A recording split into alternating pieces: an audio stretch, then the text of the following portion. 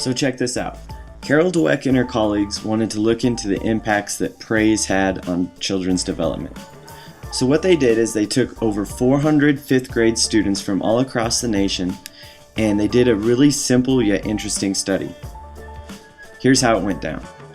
They gave all the kids a really easy non-verbal IQ test. There were 10 questions, and at the end of the test, they praised all the children in one of two ways. The first group was praised for their intelligence. So they said, "Wow, great job, you must be really smart at this." Now the second group was praised for their effort. So they said, "Wow, great job, you must have worked really hard at this." Now this is a really subtle difference, but the impact it had is incredible. So after praising the kids and getting them divided up into the two groups, they gave them all an option for their next test. The first option was, hey, this next test is going to be a little bit harder, but it's going to be a great opportunity to learn and grow. Now the second option was, this next test will be similar to the first and you will surely do well on it. Now the interesting thing is, out of the group that was praised for their intelligence, 67% of them chose the easier option, while 92% of the kids who were praised for their effort chose the harder test. This is unbelievable to think about, how just the subtle difference in the way that they were praised had such an impact. Carol Dweck explains why this happens. The child or adult hears, "Oh, you think I'm brilliant and talented. That's why you admire me, that's why you value me. I better not do anything that will disprove this evaluation." As a result, they enter a fixed mindset, they play it safe in the future, and they limit the growth of their talents.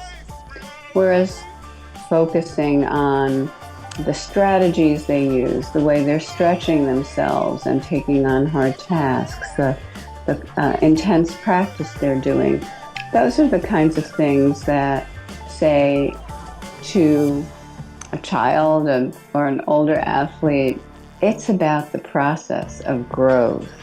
As a result, they don't feel, "Oh, if I make a mistake, you won't think I'm talented." They think, "Oh, if I don't take on hard things and stick to them, I'm not going to grow."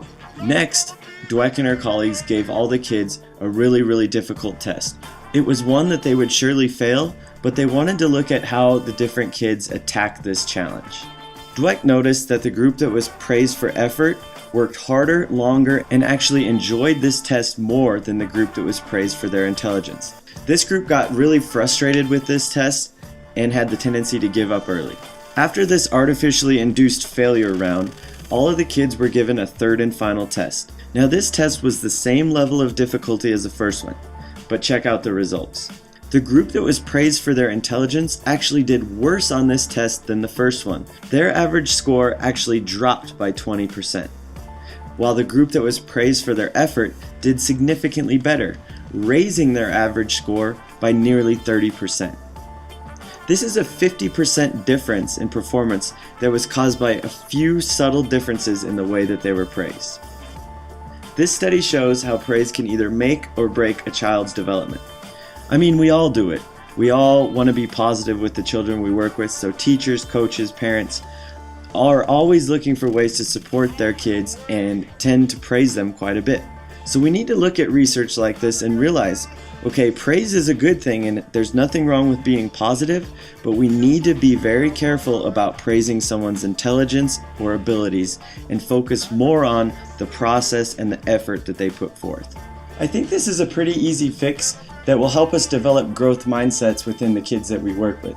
And as all the research shows, having a growth mindset has a big time impact on the development of a child, whether it's on the court, in the classroom, or just in life.